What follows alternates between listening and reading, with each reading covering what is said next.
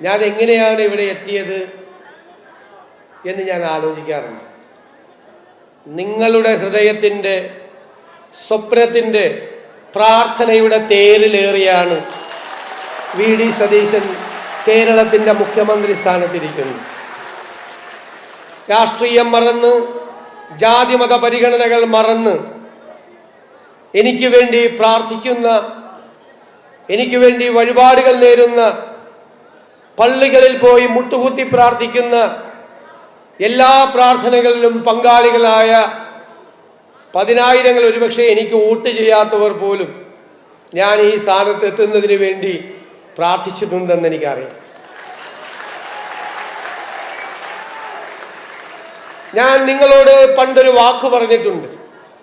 എന്നെ കുറിച്ചോർത്ത് നിങ്ങൾ ഒരിക്കലും അപമാനഭാരത്താൽ തലകുനിച്ച് നിൽക്കേണ്ട സ്ഥിതി ഉണ്ടാക്കില്ല എന്ന്. ഞാൻ ഈ കസേരയിൽ ഇരുന്നു കൊണ്ട് ഞാൻ വീണ്ടും അടിവരയിട്ടുകൊണ്ട് അത് ആവർത്തിക്കുന്നു. ഒരു പറവൂരുകാരനും അപമാനഭാരത്താൽ തലകുനിച്ചു നിൽക്കേണ്ട ഒരു കാര്യവും നിങ്ങളുടെ ജനപ്രതിനിധി ചെയ്യില്ല.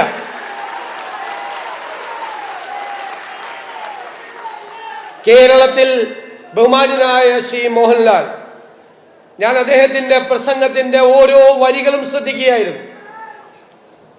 അത് കേരളത്തിലെ മലയാളികളുടെ മുഴുവൻ പ്രതീകമായിട്ടാണ് അദ്ദേഹം സംസാരിച്ചത്. അതൊരു സ്വപ്നമാണ്, അത് കേരളത്തെക്കുറിച്ചുള്ള സ്വപ്നമാണ്. ആ സ്വപ്നം യാഥാർത്ഥ്യമാക്കാൻ വേണ്ടിയിട്ടുള്ള കഠിനാധ്വാനത്തിന്റെ, അർപ്പണബോധത്തിന്റെ മണിക്കൂറുകളും നിമിഷങ്ങളുമായിരിക്കും ഇനി വരാനിരിക്കുന്നത്. നിങ്ങളുടെ ജനപ്രതിനിധി അധികാരത്തിന്റെ പത്രാസിന്റെ പുറകെ പോകില്ല.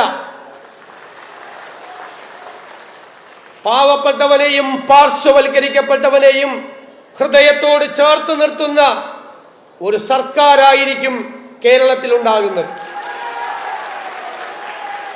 ഓരോ നടപടികളും പാവപ്പെട്ടവന്റെയും ഇടത്തരക്കാരന്റെയും ജീവിത നിലവാരം ഉയർത്തുന്നതിന് വേണ്ടിയിട്ടുള്ള നടപടിയായിരിക്കും.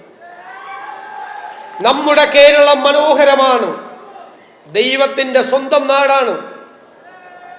അതിനെ ലോകത്തിന്റെ മുന്നിൽ ഷോക്കേസ് ചെയ്യുക എന്നത് നമ്മുടെ പ്രധാനപ്പെട്ട നടപടികളിൽ ഒന്നായിരിക്കും എന്ന് ഞാൻ ഉറപ്പു നൽകുന്നു.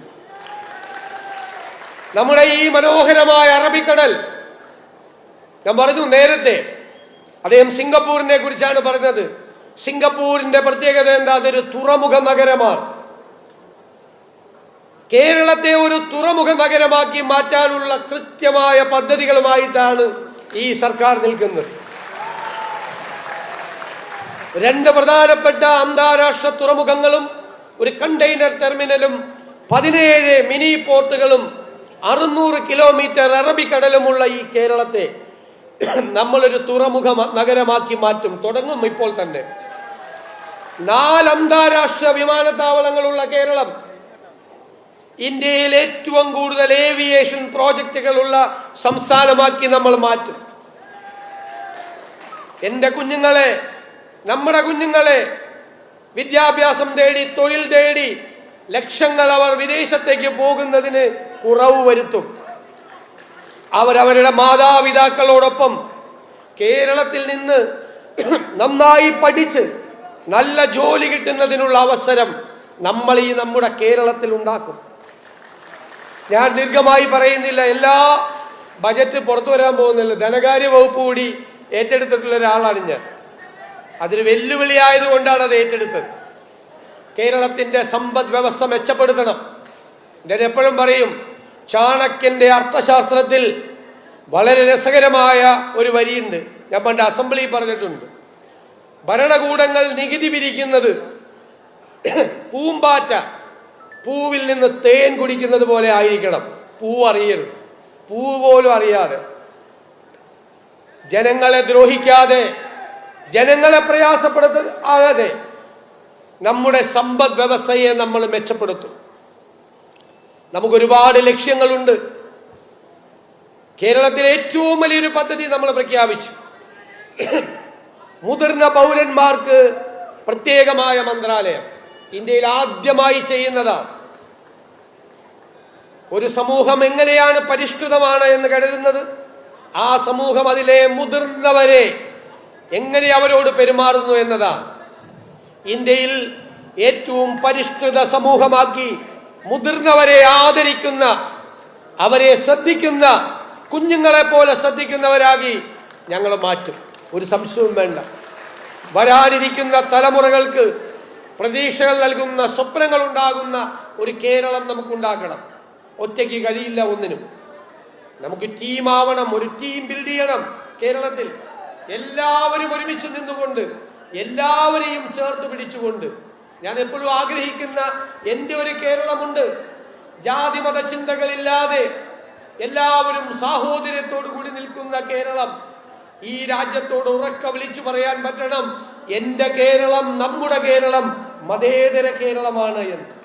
ആ സ്വപ്നങ്ങളെ യാഥാർത്ഥ്യമാക്കാനുള്ള ഈ യാത്രയിൽ കഴിഞ്ഞ 4 നൂറ്റാണ്ട് കാലമായി കണ്ണിമച്ചിമ്മാതെ എന്നോടുള്ള സ്നേഹവും വാത്സല്യവും എല്ലാം എനിക്ക് കോരി തന്നിട്ടുള്ള വാരിക്കോരി തന്നിട്ടുള്ള ജനതയാണ് നിങ്ങൾ.